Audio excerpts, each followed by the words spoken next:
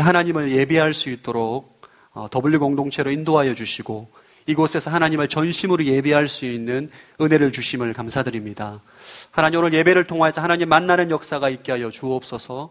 선포되는 말씀을 통해서 하나님의 거룩한 음성을 듣게 하시고 그 음성 가운데 순종함으로 나아갈 수 있는 하나님 백성 되게 하여 주옵소서. 감사드리며 예수 그리스도 이름으로 기도합니다. 아멘. 말씀 충만하십시오. 성령 충만하시기 바랍니다. 오늘부터 함께 나누고 싶은 말씀은 누가복음 6장에 나오는 평지수훈, 평지설교라는 말씀을 3주 동안 나누게 됩니다. 이 설교 말씀은 예수님의 설교 말씀입니다. 마태복음에도 동일하게 나오는데 마태복음에 나오는 이 예수님의 말씀은 산상수훈이라고 불립니다. 그러니까 누가복음에는 평지수훈이라고 불리는데 동일한 하나님 말씀인데 마태와 누가가 관점을 달리하고 대상을 달리하기 때문에 조금 다른 내용들이 있고요.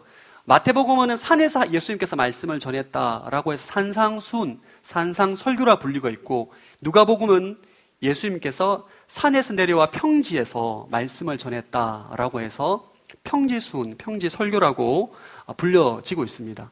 동일한 하나님 말씀이고 예수님의 설교 말씀입니다.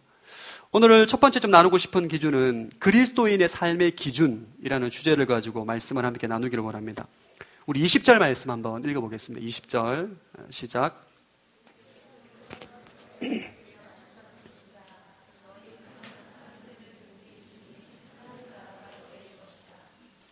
20절에 제자들의 네모칸을 쳐주신 네모칸. 다 볼펜 들고 오셨죠, 여러분? 성경책에 네모칸, 별표 한 3개. 누가복음 6장에는 예수님께서 12명의 제자를 세우십니다. 12명의 제자를 세우시고 산에서 내려와서 평지에 계시는데 수많은 제자들의 무리와 수많은 병자들과 환자들이 예수님의 말씀을 듣고 병고침을 받기 위해서 모여듭니다. 이때 예수님께서 설교를 하시고 말씀을 증거하시는데 누구를 대상으로 말씀을 증거하시느냐?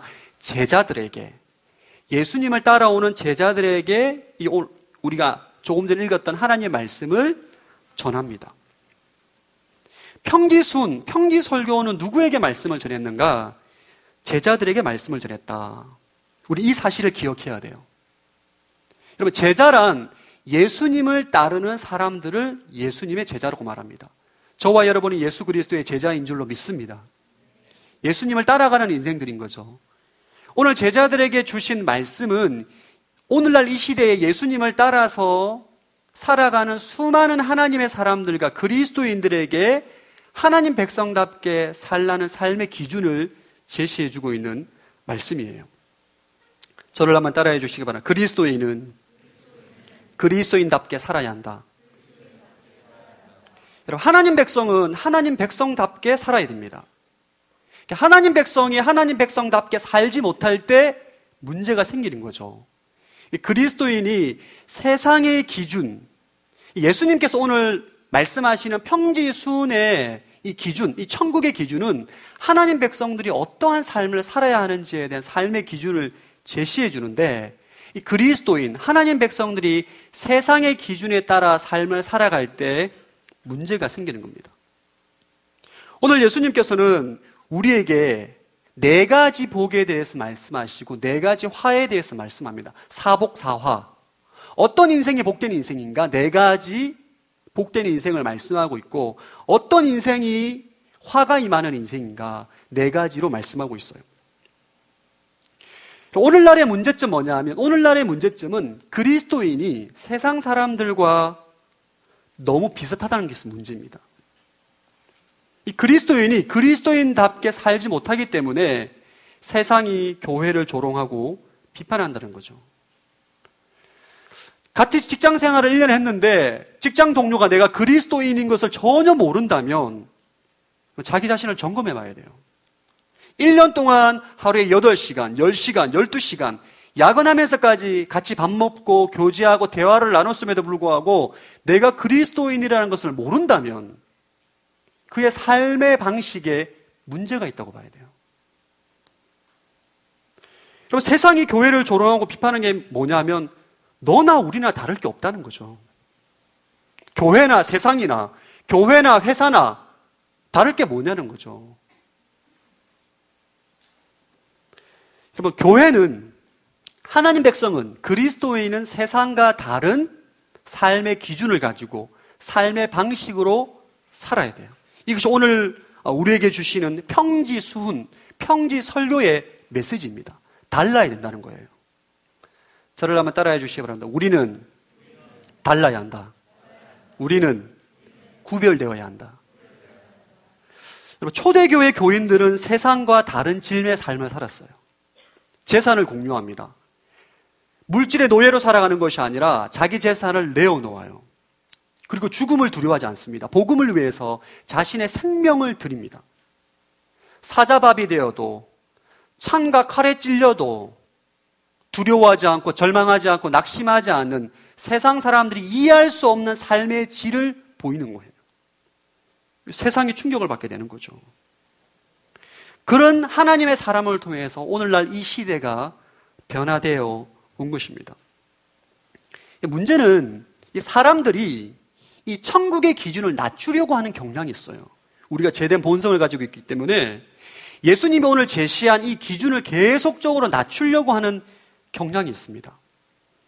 교회가 타락하는 이유, 예수님께서 제시한 천국의 기준을 낮추기 때문입니다. 산상수훈, 평지수훈을 통해서 제시해 주시는 그리스도인의 삶의 기준을 낮추기 때문에 교회가 타락하게 되는 거예요. 신앙이 타락하는 이유, 하나님 백성들이 삶의 기준을 스스로 낮추기 때문입니다. 오늘 설교 제목은 저는 그리스도인의 삶의 기준이라고 잡았어요. 그리스도인의 삶의 기준. 오늘 여러분이 이 말씀을 듣고 설교를 듣고 집으로 돌아가실 때 여러분이 어떠한 삶의 목표와 기준을 가지고 살아가야 하는지 여러분이 알고 계시고 기억하시면 오늘 예배 때 성공한 거예요. 오늘 예수님께서는 우리에게 이 천국 기준, 하나님 백성들, 천국 백성들의 삶을 살아가는 기준을 어떤 인생이 복된 인생이냐, 어떤 인생이 화가 많은 인생이냐를 명확하게 가르쳐주고 있습니다. 오늘날 TV와 CF 광고를 보면 거의 주된 메시지가 이거, 부자 되세요. 행복하세요. 세상 사람들의 목적이 부자가 되는 것이 목적이고 행복한 인생이 그들의 인생의 목적인 거죠. 그것이 곧 그들의 삶의 가이드라인입니다. 예수님께서 오늘 우리에게 가르쳐 주시는 복된 인생 4가지를 말씀하고 있는데 좀 차근차근 구체적으로 한번 살펴보겠습니다. 20절 말씀 다시 한번 읽어보겠습니다. 20절 시작.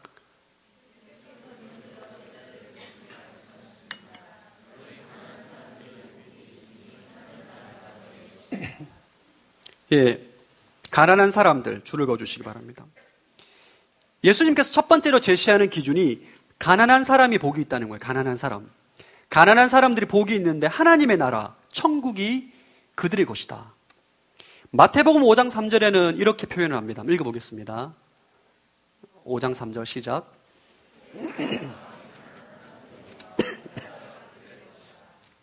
예, 마음이 가난한 사람들, 심령이 가난한 사람들은 복되다. 천국이 그들의 것이다. 여러분, 여기 있는 사람들 가운데 가난을 좋아하는 사람은 아무도 없을 것입니다. 근데 예수님 말은 가난한 사람이 복이 있다. 왜냐? 물질적인 가난한 사람들이 심령이 가난해지기 쉽기 때문입니다. 이런 거죠. 여러분, 물질적으로 경제적으로 가난한 사람은 마음이 가난해지기 쉽습니다. 그래서 예수님을 믿기가 쉬운 거예요.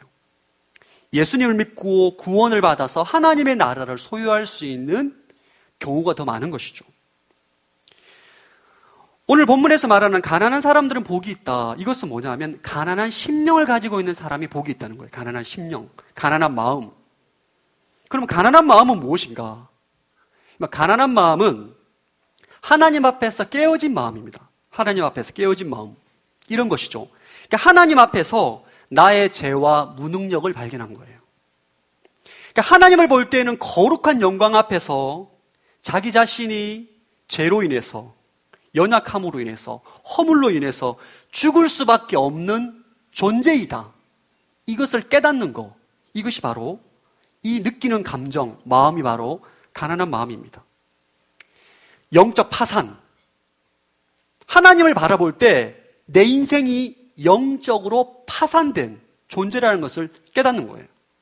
내가 죄인이구나. 나는 정말 무능력한 존재구나. 나는 아무 쓸모없는 인생이구나. 이것을 깨닫는 마음이 바로 가난한 마음이에요. 성경에 보면 가난한 마음을 가지고 있는 수많은 하나님의 사람들이 있어요. 대표적인 사람이 모세예요. 모세는 이스라엘 백성들 가운데 선택되어서 애굽의 공주의 양아들로 자라게 됩니다. 그러니까 그의 자의식에는 나는 애굽 가운데 이스라엘 백성들을 구원할 구원자로 선택받았다라는 자의식을 갖고 있었어요. 그러다가 우연찮게 살인을 하게 되고 미디안 광야로 도망가게 됩니다. 그가 40년 동안 뭘 했느냐? 미디안 광야에서 양과 염소의 똥을 치우고 털을 깎고 풀을 먹이는 일을 40년 동안 했어요. 광야 40년 동안의 삶을 통해서 모세의 고백은 나는 아무것도 아니다. 내가 40년 전에 나는 잘났고 능력이 있고 탁월하고 선택되었고 다른 사람들보다 월등한 사람이라고 생각했는데 나 아무것도 아니라는 거예요. 그가 떨기나무 앞에서 하나님을 만났을 때 하나님께서 내가 너를 불렀다. 너를 통해서 이스라엘을 구원할 것이다. 라고 말했을 때 모세는 아무런 감동도 없이 저는 못합니다. 저는 그런 존재가 아닙니다. 하나님 저 잘못 보셨어요. 저는 그런 능력 있는 사람이 아닙니다. 이 마음이 가난한 마음이에요.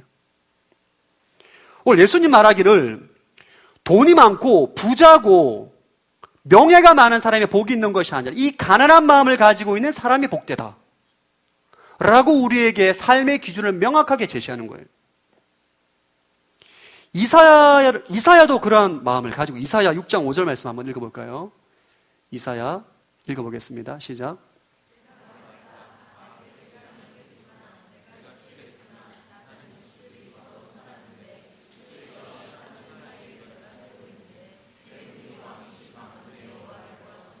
이사야가 하나님을 봤어요. 난 망했다. 나 입술이 더러운 사람인데 재앙이 임했구나. 그때 그 마음이 가난한 마음이라는 거예요. 그러니까 베드로가 예수님께 홀링을 받을 때 주님께서 베드로를 부릅니다. 내가 너를 사람 낚는 업으로 세우겠다. 주여 나를 떠나소서 나를 죄인입니다. 저는 그런 존재가 아닙니다. 여러분이 하나님의 거룩한 임재 앞에서 주님 저는 죄인입니다. 저의 허물과 연약함으로 인해서 납작 엎드리는 그 마음, 주님 제가 어찌해야 합니까? 저는 진짜 아무것도 아닙니다. 이러한 마음이 가난한 마음이에요. 그런 인생 가운데 하나님의 나라와 천국이 임한다. 예수님 우리에게 삶의 기준을 제시하고 있는 것입니다. 전 여러분들이 심령의 가난함을 소유하는 인생이 되길 축복합니다.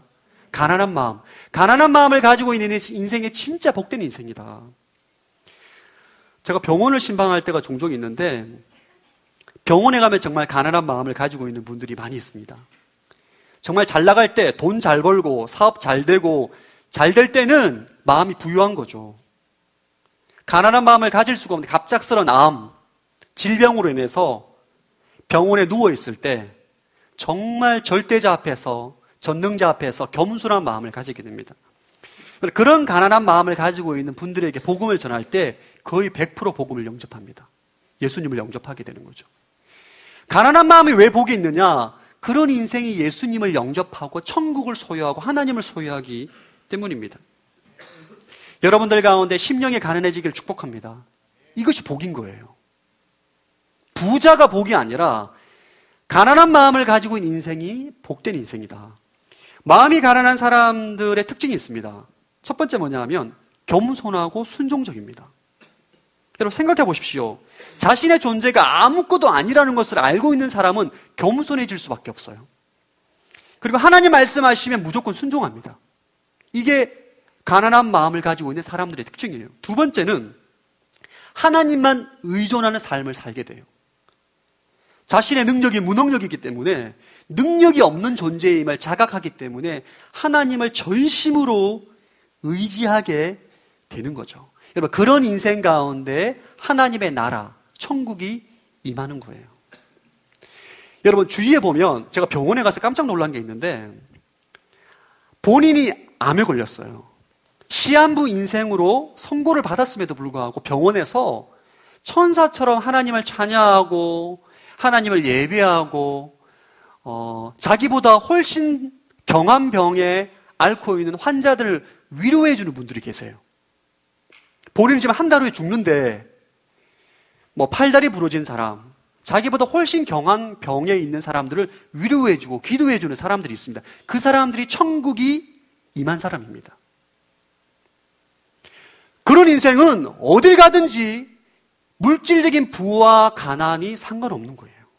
그의 마음 가운데 하나님 앞에서 가난한 마음을 가지고 하늘의 평강과 하늘의 위로를 느끼면서 사람들에게 복음을 증거하는 인생, 그들이 바로 천국 가운데 살아가고 있는 하나님의 나라를 소유한 인생인 줄로 믿습니다. 근데 부유한 사람, 돈이 많은 사람은 이런 가난한 마음을 가지기가 어렵습니다. 여러분, 예수님도 부자가 하나님의 나라에 들어가기 위해서 낙타가 바늘 구멍에 들어가기만큼 힘들다. 그럼 부는 잘못된 것이 아닙니다. 돈은 악한 것이, 돈을 사랑하는 것이 악한 것이고 부한 것은 악한 것이 아닌데 이 부를 가지고 있으면 심령이 가난해지기가 힘들다는 거예요. 하나님께서 우리 인생 가운데 이 가난한 마음을 주기 위해서 때로는 고난과 역경을 줍니다. 이 시간 예배드린 여러분들 가운데 고난과 역경으로 인해서 가난한 마음을 가지고 있는 분들이 계시다면 그것이 하나님의 축복임을 믿으시기를 축복합니다. 하나님께서 내 인생 가운데 복을 주신 거예요. 고난과 역경을 통해서 불평하고 오만하는 것이 아니라 하나님께서 내 심령 가운데 가난한 마음으로 천국을 소유하기 위해서 복을 주셨구나. 이것이 우리의 관점이 되어야 할 줄로 믿습니다. 두 번째 복된 인생은 21절 말씀 한번 읽어보겠습니다. 시작.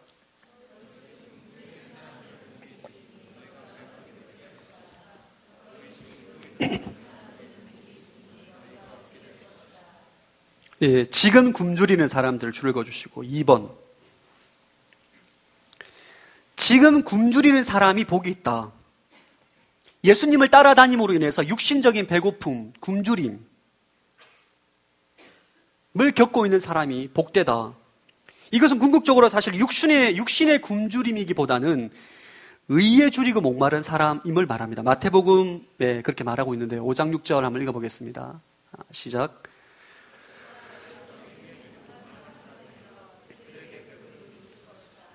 예수님을 따르는 사람들 가운데 굶주리는 사람, 목말라 하는 사람, 갈망하는 사람, 하나님의 의를 갈망하고 목말라 하는 사람들이 진짜 복된 인생이다. 마태복음에는 이 굶주리는 사람은 의에 줄이고 목마른 사람들, 이 의는 우리 인간의 의가 아니고 하나님께서 값없이 주시는 의입니다. 의에 대한 갈망, 하나님의 의에 대한 갈망, 목마름, 배고픔, 굶주림, 영적 허기, 이러한 인생이 복되다는 거예요. 의에 대한 갈망은 죄로부터 해방하려는 욕망입니다. 더러워진 자신의 정욕의 옷을 벗고 하나님의 거룩한 의의 옷을 입기를 사모하는 거예요. 본문에 나오는 이 굶주림은 한 끼 두 끼를 먹어서 배고픔의 상태가 아니라 원어상의 뜻을 보면 빈사 상태, 죽을 지경이 된 상태입니다. 여러분의 심령 가운데 하나님의 거룩한 의의 옷을 입기를 갈망하고 정말 목말라하고 너무너무 사모하는 마음이 복되다는 거예요. 하나님의 의를 목말라 하는 거. 여러분, 성경에서 말하는 이 의는 세 가지를 말하는데 첫 번째는 법적인 의입니다. 하나님과의 올바른 관계. 여러분들이 하나님을 갈망하는 거, 이게 축복이라는 거예요. 여러분이 하나님과의 관계가 있는데 피상적인 관계가 아니라 그냥 주고받는 관계가 아니라 하나님과 인격적인 관계, 친밀한 관계를 사모하고 갈망하는 거, 이게 굶주린 사람들이, 이게 축복이라는 거예요. 그런 인생에 복이 있다는 것을 말합니다. 두 번째는 도덕적인 의입니다. 도덕적인 의. 하나님을 기쁘시게 하는 성품과 행동. 여러분들이 어떻게 하면 하나님을 기쁘시게 할 수 있을까? 그것을 끊임없이 고민하고 그것을 묵상하고 생각하고 그것을 갈망하는 것, 이것이 바로 의에 줄이고 목마른 사람들입니다. 세 번째 의는 사회적인 의입니다. 사람들을 억압에서 해방되기를 사모하는 것. 우리 사회주의에 연약한 사람들, 가난한 사람들, 소외된 사람들 보면 그냥 마음이 아픈 거예요. 그들을 돕고 싶고, 그들을 긍휼하게 여겨서 그들에게 무엇인가 해주고 싶고, 그리고 여러분이 그리스도인의 이 땅 가운데 사업을 하든지 직장생활을 하든지 정직하게 말하고 정직하게 행동하고 싶고, 사람들을 존중해주고 싶고, 사회관계 가운데 나타나는 하나님의 의, 이것을 소망하고 갈망하는 것이 바로 지금 굶주리는 사람들입니다. 언제 하느냐? 지금 여러분의 삶의 현장에서 그것을 갈망하는 그 사람이 바로 복되다. 여러분에게 질문 한 가지. 여러분은 지금 무엇에 목말라 합니까? 자기 자신을 한번 물어봐요. 나는 지금 무엇에 목말라 하는가? 저는 히딩크 말이 늘 생각나요. 난 여전히 배고프다. 축구에서 늘 이기고 싶다는 거죠. 승리가 목마르다는 거죠. 청년의 때에는 많은 청년들이 이성에 굶주려 있습니다. 할렐루야. 너무 결혼에 목말라 해요. 제가 이게 많은 사람들이 있을 때 모르겠는데 몇몇, 2명, 3명 교제를 하다 보면 거의 이야기의 결론은 결혼입니다. 결혼. 배우자. 막 이글아이, 독수리 눈처럼 막 너무너무 목말라 하는 거죠. 하나님께서 우리가 무엇을 목마르기를 원하시는가? 무엇을 갈망하기를 원하시는가? 하나님의 거룩한 의를 갈망하기를 원하신다는 거예요. 그것이 복된 인생이다. 저는 요즘 부흥을 갈망합니다. 할렐루야. 왜냐하면 제가 청년부 사역을 하다 보니까 수많은 사람들이 청년 사회가 안 된다. 청년들이 이제 부흥 안 된다. 옛말이다. 캠퍼스도 부흥 안 된다. CCC, 예수전도단, 이게 다 옛말이다. 청년들이 좋은 직장을 갖기 위해서 황금만능주의 사상에 물들어가지고 돈 많이 주는 회사, 편한 직장에 그것을 구하기 위해서 자신의 인생을 다 드린다. 그들에게 복음을 전하고 그들의 하나님의 사람을 양육하는 것은 불가능하다. 말하는 사람들이 너무너무 많아요. 아니다. 가능하다. 청년의 부흥이 다시 한번 일어나게 될 줄로 믿습니다. 목말라는 거예요. 히딩크보다 10배 목마름. 부흥을 목말라는 거죠. 저는 W 공동체 가운데 부흥이 임하기를 축복합니다. 목말라는 거죠. 예배를 3-4번 드리는 거죠. 오전에, 점심때, 저녁에. 이것을 목말라 하는 거죠. 이런 인생이 복되다는 거예요. 그런 인생이 하나님께서 복을 주신다는 것입니다. 저는 여러분이 무엇보다 하나님을 갈망하는 인생이 되기를 축복합니다. 여러분, 하나님을 갈망하는 인생은 하나님을 찾게 돼 있어요. 하나님을 갈망하는 사람은 예배 드릴 때에 하나님 한 분으로 인해서 영적 허기를 채우게 돼 있습니다. 여러분들이 하나님 외에 다른 것으로 여러분의 영적 허기를 채우지 않기를 축복합니다. 저는 가끔 영적 허기를 축구 동영상으로 채울 때가 있어요. 이번 주에도 축구 동영상 너무 많이 봤어요. 바르셀로나, 레알 마드리드 하나님 말씀으로 내 허기를 채워야 되는데 계속 손이 가는 거예요. 계속 동영상에 손이 가는 거예요. 너무 재밌어요. 중보해 주시기 바랍니다. 이게 목사가 너무 축구를 좋아해가지고 진짜 제가 좀 문제인 것 같아요. 한 번 보고 또 보고 또 보고 또 보고 또 보는 것 같아요. 우리가 과연 무엇을 목말라 하는가? 여러분이 갈망하는 것이 곧 여러분의 신앙의 지표입니다.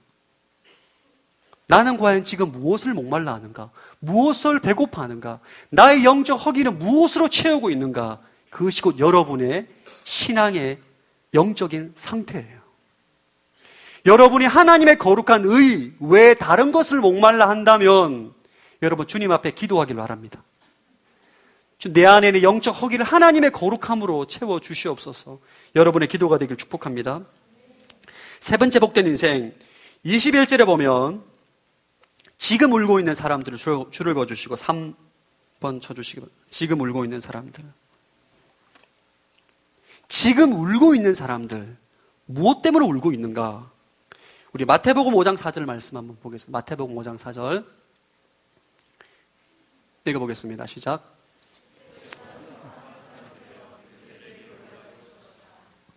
슬퍼하는 사람들. 사실 이 번역은 개역 개정이 훨씬 더 의미가 더 좋은 것 같아요. 애통하는 자.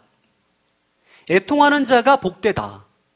애통하는 사람, 애통하는 마음을 가지고 있는 사람, 그 사람이 참된 복된 인생이다. 이것이 우리 삶의 기준이 되어야 된다는 거예요. 무슨 이유로 애통해야 하는가? 이것은 세상적인 애통이 아닙니다. 세상적인 애통이란 손해를 보거나 남에게 사기를 당하거나 그런 겪는 아픔 때문에 마음 아파하고 우는 거죠. 사랑하는 사람을 잃어버렸거나 사별했거나 사랑하는 연인을 헤어짐을 통해서 애통해야 하는 것은 오늘 성경에서 말하는 애통이 아니에요. 그건 세상적인 애통입니다. 예수님 말씀하시는 애통, 슬피 우는 것은 세상과는 전혀 다른, 여러분이 성령의 역사를 통해서 여러분 안에 있는 죄와 허물을 목격하고 여러분의 죄의 문제로 인해서 눈물을 흘리고 애통하는 것이 성경에서 말하는 애통입니다. 예배드리다가 성령을 받았어요. 기도하다가 성령을 받았어요. 여러분 자신 내면을 바라보는데 죄가 너무너무 큰 거예요. 내 죄가 너무너무 말로 표현할 수 없을 만큼 예수 그리스도의 보혈이 아니고서는 절대 해결할 수 없는 엄청난 죄인임을 깨닫고 그 죄의 문제로 눈물을 흘리고 아파하고 애통하는 것이 복된 인생이다. 성경은 말하고 있는 것입니다. 로마서 7장 19절 20절 보면 애통해야 하는 사람의 고백이 나옵니다. 사도 바울의 고백이죠. 한번 읽어보겠습니다. 시작.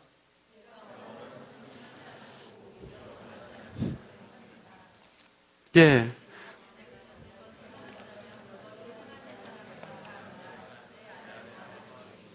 나는 선을 행하고 싶은데 내가 원하는 선을 행하지 않고 악을 행하는 내 자신을 보고 탄식하는 거예요.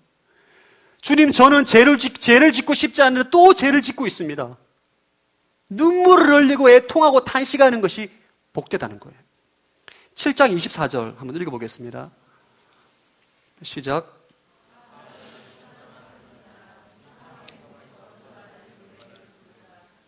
나 비참한 사람이다. 공고한 사람이다. 누가 나를 이 사망의 몸에서 구원할까? 이런 마음으로 눈물을 흘리는 인생이 복되다는 거예요. 여러분, 예수님 말씀하시는 이 복된 인생은 세상이 말하는 복과 전혀 다릅니다. 전혀 달라. 세상은 끊임없이 부와 명예와 권력과 힘을 가지고 있는 인생이, 형통한 인생이 복받은 인생이다 말하지만 예수님은 그렇게 말씀하시잖아요. 전혀 다른 삶의 기준을 제시해주고 있습니다. 나의 죄로 인해서 애통해하는 자가 복이 있다. 여러분, 죄의 고백과 애통은 다릅니다. 여러분이 죄를 고백할 수 있어요. 죄를 인정할 수 있어요. 나는 죄인이다. 근데 내가 나의 죄로 인해서 눈물을 흘리고 애통하는 것은 다른 거예요. 이 애통하는 것은 자기의 죄만 애통하는 것뿐만 아니라 한 걸음 더 나아가 다른 사람의 죄까지 애통하는 것까지 포함됩니다. 이 나라 민족의 죄, 이 나라 청소년의 죄, 이 땅의 청년들의 죄악을 눈물을 흘리고 하나님께 애통해하는 것, 이것이 바로 애통하는 사람들이에요. 여러분, 예수님은 사복음서에 보면 예루살렘을 보고 눈물을 흘리고 애통해하십니다. 이제 조만간 예루살렘이 죄로 인해서 멸망당한 것을 보고 애통해하는 거죠. 그리고 나사로가 죽은 것을 보고 그 죽음 앞에서 눈물을 흘리고 애통합니다. 왜냐하면 이 세상에 죄로 빠져서 죽음을 해결할 수 없는 인간들을 보고 애통해하는 거죠. 제가 한번 청년들에게 얘기를 들었는데 어떤 청년이 프랩, 순장님들이 가는 거지 전도여행을 갔다고 하더라고요. 그래서 어떤 지역교회, 경기도 인근에 있는 지역교회 가서 목사님께 온누리교회 청년부에서 왔다. 하룻밤만 재워달라라고 말씀을 하고 교회 본당에, 자그마한 교회 본당에서 하는데 새벽에 누가 막 울더래요. 누가 이렇게 우나 보니까 목사님께서 혼자 강대상 밑에서 무릎을 꿇고 울면서 기도를 하는데 잠이 안 오죠. 목사님께서 이렇게 막 엉엉 우니까. 그래서 무슨 기도를 하시나 이렇게 들어봤대요. 이 청년이. 이 목사님께서 나라와 민족의 죄를 놓고 애통했다는 거예요. 와, 그 얘기를 듣고 좀 굉장히 저는 감동을 받아요. 하나님께서 이 땅에 당신의 신실한 종들을 세워놓으셨구나. 이 나라 민족을 위해서 이 제약된 세상 가운데 그것을 보고 애통하는 거죠. 자, 여러분 자신의 죄뿐만 아니라 이 나라 민족의 제약을 보고 애통하는 하나님 백성 되기를 축복합니다. 그런 자가 복되다는 거예요. 저는 여러분들 가운데 그러한 사람이 있는 줄로 믿습니다. 그런 인생이 하나님께서 기뻐하시고 하늘의 복을 허락하여 주신다는 거예요. 애통하는 자에게 어떠한 축복이 있는가? 하늘의 위로가 있을 것이다. 세상이 경험할 수 없는, 세상이 줄 수 없는 하늘의 위로가 있을 것이다. 우리 시편 125편 5절 6절 말씀 한번 읽어보겠습니다. 시작.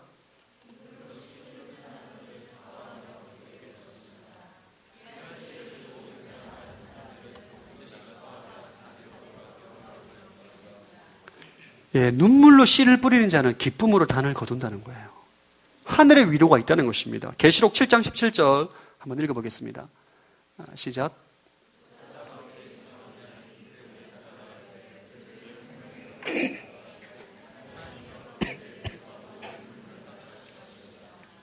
예, 하늘의 위로. 주님께서 우리의 눈물을 닦아주실 것이다. 여러분 지금 무엇으로 애통하고 있습니까? 여러분 스스로에게 한번 질문해 보시기 바랍니다. 나는 지금 무엇으로 눈물을 흘리고 있나? 나는 지금 무엇으로 애통하고 있는가? 주님, 내 나이가 몇인데 아직 시집도 못 가고 장가도 못 가고 돈도 모은 것도 없는데 내 인생 왜 이 모양 이 꼴입니까? 라고 애통할 수도 있죠. 잘못됐다는 것이 아니에요. 근데 주님께서 우리에게 말씀하시는 애통은 거룩한 하나님의 임재 앞에서 내 죄의 문제로 인해서, 다른 사람의 죄의 문제로 인해서 눈물을 흘리는 거, 이러한 인생이 진정한 복된 인생이다. 자, 여러분들이 그러한 인생이 되기를 축복합니다. 우리 스스로는 할 수 없어요. 이건 성령께서 임하셔야 됩니다. 이것이 곧 그리스도의 마음인 거죠. 성령께서 우리 마음 가운데 타치하시고 그 마음 가운데 그리스도의 마음을 부어 주셔야만 애통하는 마음을 가질 수가 있는 거예요. 이것이 바로 복된 인생이다. 오늘 예수님께서 우리에게 제시해 주시는 삶의 기준은 그것을 삶의 목표로 삼으라는 거예요. 가난한 마음을 가진 사람, 하나님을 목말라 하는 사람, 죄의 문제로 애통해하는 인생, 그런 인생을 목표로 삼으라는 것입니다. 그렇게 사는 것이 하나님 백성다운 삶이라는 것을 우리에게 가르쳐주고 있어요. 네 번째 복된 인생 22절부터 23절까지 한번 읽어보겠습니다. 시작.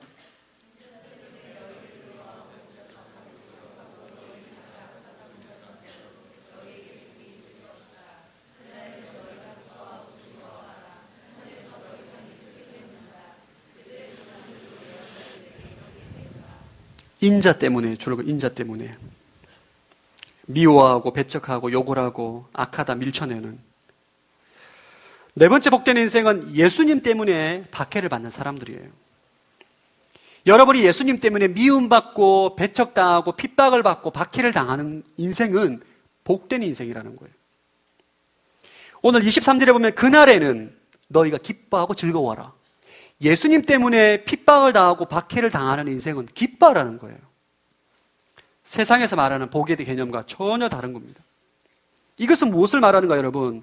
오늘 본문에 보면 또 뭐라 말하냐 하면 하늘에 상급이 있을 것이다. 우리 23절에 보면 하늘에서 너희 상이 크다. 그럼 줄을 그어주죠. 하늘에서 너희 상이 크기 때문에 줄을 그어주시겠어요?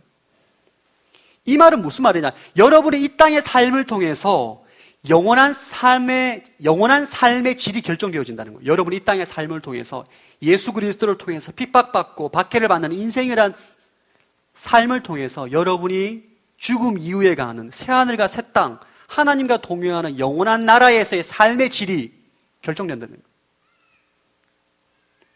마태복음에는 이렇게 표현하고 있습니다. 마태복음 5장 10절에서 12절 한번 읽어보겠습니다. 시작.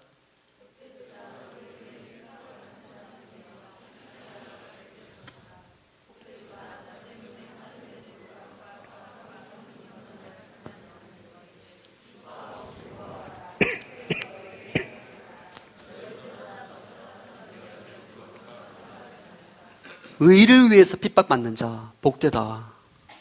성경에서 예수님 때문에 박해를 받는 그리스도인의 모습은 여러 곳에서 나옵니다. 우리 디모데후서 3장 12절 말씀 한번 읽어보겠습니다. 시작.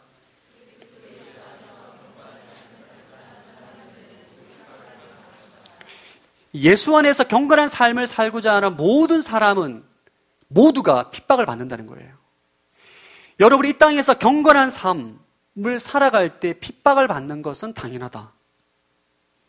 여러분, 초대교회 때는 실제로 예수 믿는다는 이유만으로 엄청난 핍박과 박해를 당했습니다. 순교도 일어나게 되죠. 오늘날 사실 우리 대한민국은 사실 예수 믿는다는 이유만으로 박해를 당하거나 핍박을 당하는 사회가 아닙니다. 그렇지만 믿지 않는 가정에서 종손으로 또 그런 가정에서 핍박과 박해를 당하는 사람들이 종종 있습니다. 제가 실제로 FA 선교훈련 때문에 터키를 갔었는데 제가 실체를 봤어요. 모슬림 사회에서는 정말 모슬림 사회는 대부분 대가족을 이루어 사는데 한 건물이 만약에 빌딩에 1층, 2층, 3층이면 그 빌딩에 온 가족이 다 같이 살아요.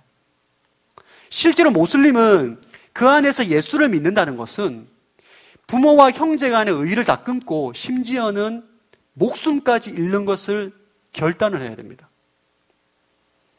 오늘 성경에서 말하는 것은 그러한 인생이 복되다는 거예요.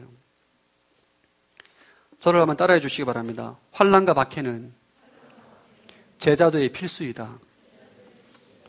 여러분이 그리스도를 따라가는 제자로서의 삶을 살기 위해서는 박해와 핍박이 여러분 삶 가운데 반드시 일어나야 되는 필수 조건이라는 거예요.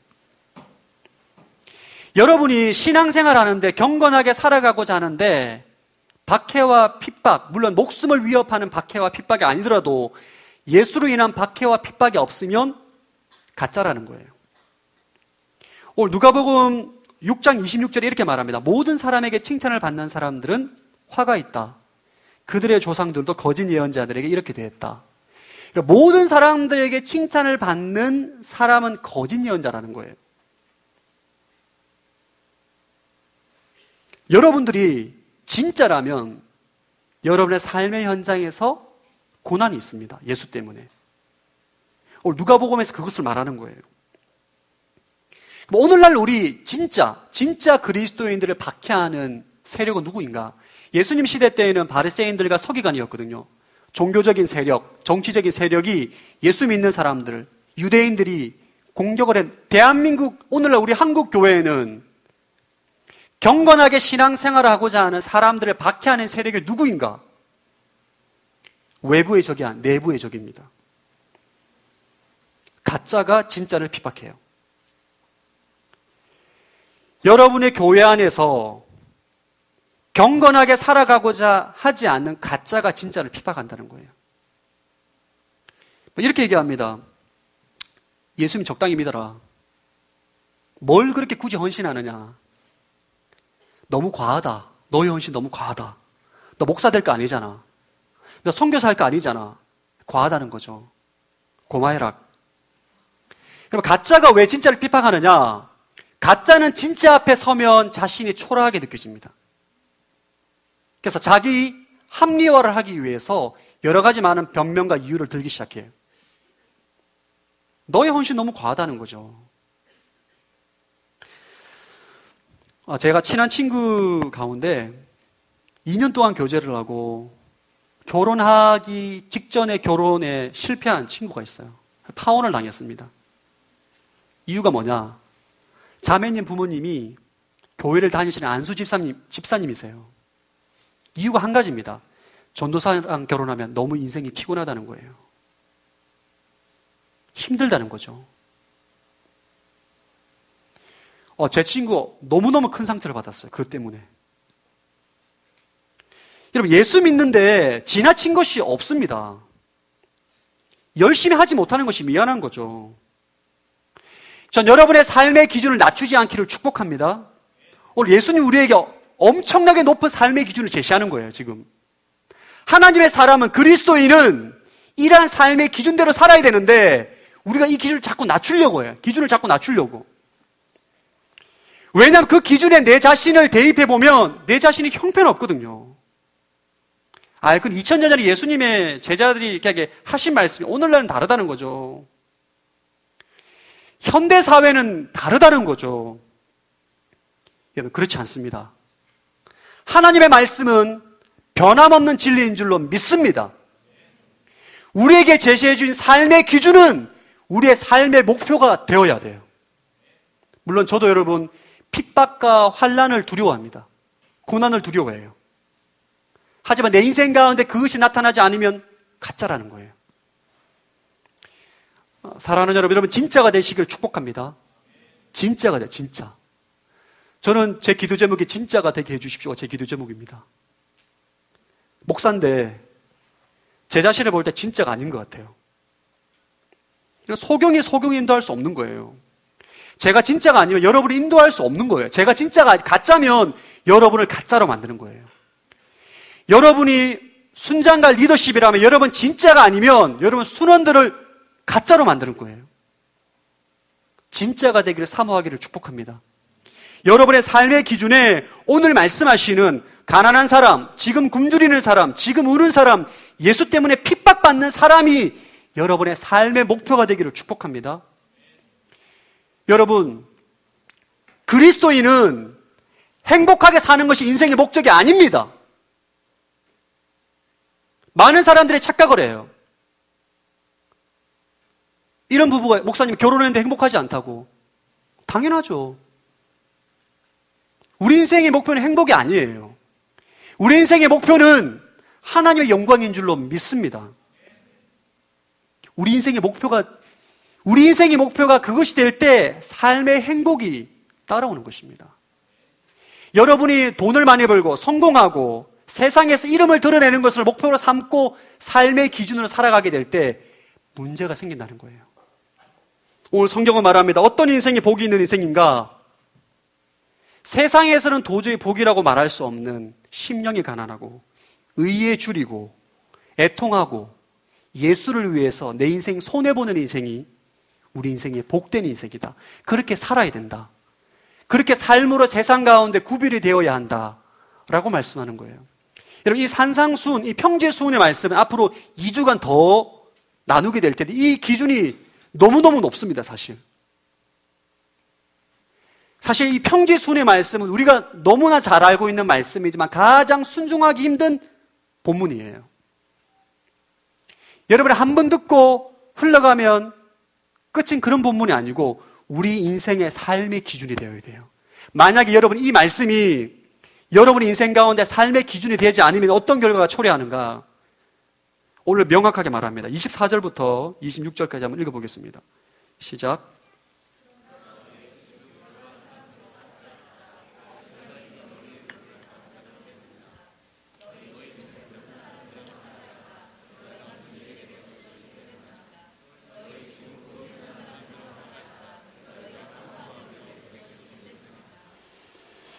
(24절에) 지금 부유한 사람 줄을 그어주시고 지금 배부른 사람, 지금 웃고 있는 사람, 모든 사람에게 칭찬받는 사람들 줄을 그어주시기 바랍니다.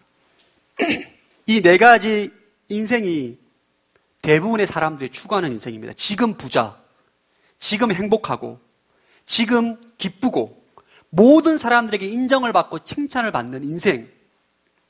저도 이런 걸 좋아해요. 저도 여러분 이런 것을 추구했던 인생입니다. 누가 이런 인생을 싫어하겠어요? 그런데 예수님 말합니다. 이런 인생을 삶의 목표로, 삶의 기준으로 추구할 때는 화가 있을 것이다. 여러분, 하나님 백성들이 세상의 기준, 땅의 기준, 천국의 기준이 아니라 땅의 기준을 추구할 때 망한다는 거예요. 저를 한번 따라해 주시기 바랍니다. 세상을 따라가면 망한다. 이게 진리입니다. 여러분의 삶의 목표가 여기에 해당되는 분들이 계시다면 삶의 목표를 수정하게 되기를 축복합니다. 우리의 삶의 기준이 세상에 말하는 가치와 추구에 따라가면 망한다는 거예요. 이건 오늘날 우리 하나님의 사람들이 정말 귀 기울여 들어야 될 진리의 말씀인 줄로 믿습니다. 성경의 창세기부터 계시록까지 성경 전체의 주제 가운데 있는 큰 주제가 뭐냐면 하나님 백성의 정체성이에요. 세상과 구별된 존재, 세상 사람들에게 다르게 살아가는 하나님의 백성, 이것이 성경에서 크게 일관되게 흐르는 주제입니다.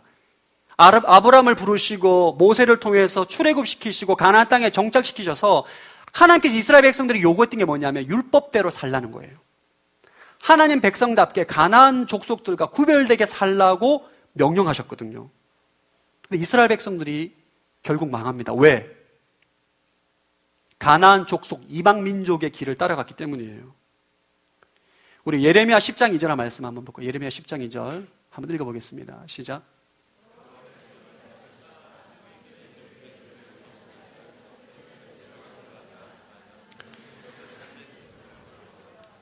예레미야는 남유다가 망하는 그때에 죽으라 하나님 말씀을 선포했던 예언자입니다.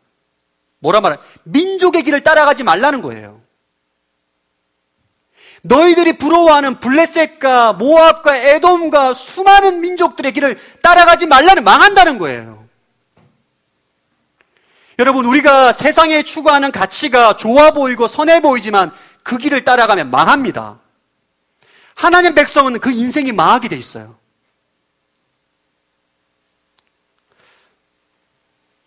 제가 매년 여름마다 더원 리더십 수련회라고 전주대학교에서 저희가 집회를 합니다. 그때 저희 청년들과 상담을 많이 하거든요. 지역교회에 있는 청년들이 온누리교회 목회자들과 상담을 해요. 왜냐하면 그 교회 목사님과 전도사님한테 차마 말할 수 없는 신앙의 고민을 전혀 알지 못하는 온누리교회 목사한테 막 거침없이 터놓습니다. 제가 많은 상담을 하다가 정말 충격을 받은 사건이 있어요. 대학교 1학년인데 어머니가 권사님이에요. 아버지가 장로님이고. 강원도에 있는 어떤 대학교를 갔는데 전 그 친구가 누군지도 몰라요. 강원도에 있는 대학교를 갔는데 한 학기 동안 친구들과 어울리는데 친한 친구 가운데 이 친구가 매주 여자들을 데리고 온다는 거예요. 20살짜리 아이입니다. 그래서 술을 먹고 그 여자아이들과 동침을 하는데 문제는 일주일에 3번 내지 4번 다른 이성들과 여자들과 이렇게 3개월을 산 거예요. 저한테 눈물을 흘리면서 목사님 저 어떻게 해야 됩니까? 이젠 술과 여자가 없으면 잠을 못 자겠다는 거예요. 여러분, 그 아이가 모태신앙입니다. 권사님과 장로님의 신앙의 양육을 받아서 착실하게 성장한 친구인데 지금 삶의 현장이 그렇다는 거예요. 그래서 제가 말했습니다. 너 이렇게 살다가 인생이 망한다. 그 친구들과 절교해라. 그렇게 못하겠대요. 절교 못하겠대. 학교를 휴학하고 군대를 가라. 주저하는 거예요. 이 사실을 부끄럽지 어머니에게 말하고 도움을 요청해라. 이렇게 살다가 너 인생은 망한다. 이렇게 살아가고 있는 청년들이 그 한 명이 아닙니다. 오늘날 하나님의 청년들이 수많은 세상의 가치관과 문화에 녹아져서 그렇게 헤매고 있어요. 이게 지금 오늘날 우리 교회 현실입니다. 저도 그렇고 여러분도 그런 거예요. 저는 여러분 거룩하지 않습니다. 저는 제 안에 너무나 많은 죄악이 있음을 날마다 주님께 고백하고 하나님께 은혜를 달라고 기도합니다. 이렇게 살아가면 어떻게 되느냐? 한국교회 망합니다. 아니, 한국교회까지 얘기할 필요 없어요. 저와 여러분의 인생이 망하는 거예요. 이거는 생과 사의 문제입니다. 여러분, 생과 사의 문제입니다. 이거는 뭐 선택의 문제가 아니라 우리가 반드시 지켜내야만 살 수 있는 생과 사의 문제예요. 저는 이번 주에 이 설교 준비를 하는데 너무 힘든 거예요, 사실. 내가 이렇게 못 사는데 내 인생 이 삶의 기준이 내가 너무 높아서 허덕거리는데 어떻게 이 말씀을 선포하나. 그럼 내 능력과 내 신앙의 유무와 상관없이 하나님이 제시하는 삶의 기준은 명확해야 돼요. 여러분들이 인생 가운데 삶의 기준이 성경적인 기준으로 변하게 되길 축복합니다. 여러분이 쫓고 있는 세상의 기준과 가치관이 있다면 그것을 내려놓으십시오. 그건 절대 복이 아닙니다. 망하는 지름길이에요. 여러분, 하나님의 오늘 말씀하신 이 복된 것을 사모하는 사람은 주를 위해 헌신하는 것이 주저되지 않습니다. 주를 위해서 내 인생을 드리는 것이 아깝지 않아요. 로마서 12장 2절 말씀에 너희는 이 세대를 본받지 말고 오직 마음을 새롭게 함으로 변화를 받아 하나님의 선하시고 기뻐하시고 온전한 뜻이 무엇인지 분별하라. 이 말씀이 저와 여러분에게 주시는 하나님의 거룩한 말씀인 줄로 믿습니다. 오늘 이 말씀을 여러분에게 가르쳤어요. 기뚱으로 듣지 마시고 여러분의 삶의 목표를 재조정하십시오. 그건 예수님의 제자들에게 해당되는 말씀이고 나는 그렇지 않다. 나는 내 인생은 이렇게 살아가는 것이 목표고 이렇게 성공해야 되는 것이 내 인생의 목표일 뿐만 아니라 부모님의 기대치다. 그렇게 살면 망합니다. 제 말이 아니에요. 예수님 말씀하십니다. 그런 인생에게 화가 있다.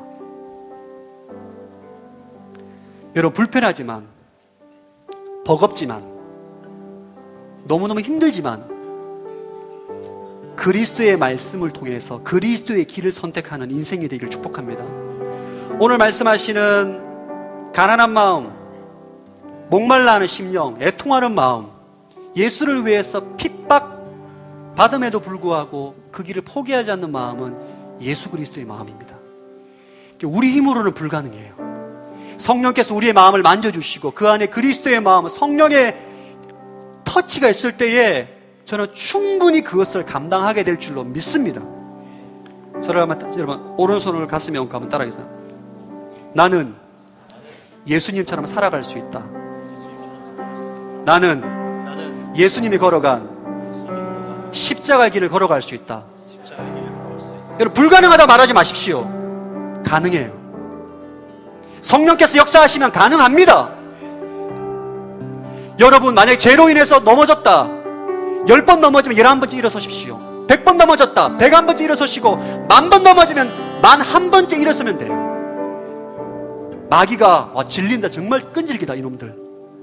마귀가 질려서 포기하는 그런 여러분 인생이 되길 축복합니다. 여러분, 할 수 있어요.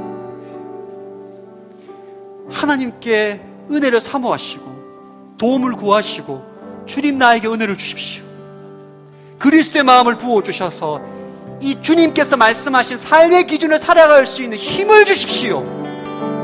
그럴 때 성령께서 여러분을 붙잡아 주실 줄로 믿습니다. 사도행전에 나오는 수많은 하나님의 사람들이 그 길을 걸어갔어요. 그들의 능력이 잘난 게 아닙니다. 그들이 뛰어난 것이 아니에요. 성령께서 그들을 붙잡아 주신 거예요. 저와 여러분의 인생이 그러한 인생으로 살아가게 될 줄로 믿습니다. 자신감을 가지십시오. 영적인 자신감. 아멘. 다시 한번 옆 사람, 당신은 할 수 있으면 축복하겠습니다.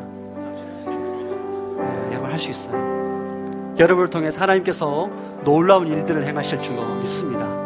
다 함께 일어나서 우리 시간 보소서 주의 마음 내게 주소서 함께 찬양함으로 주님 앞에 나가겠습니다.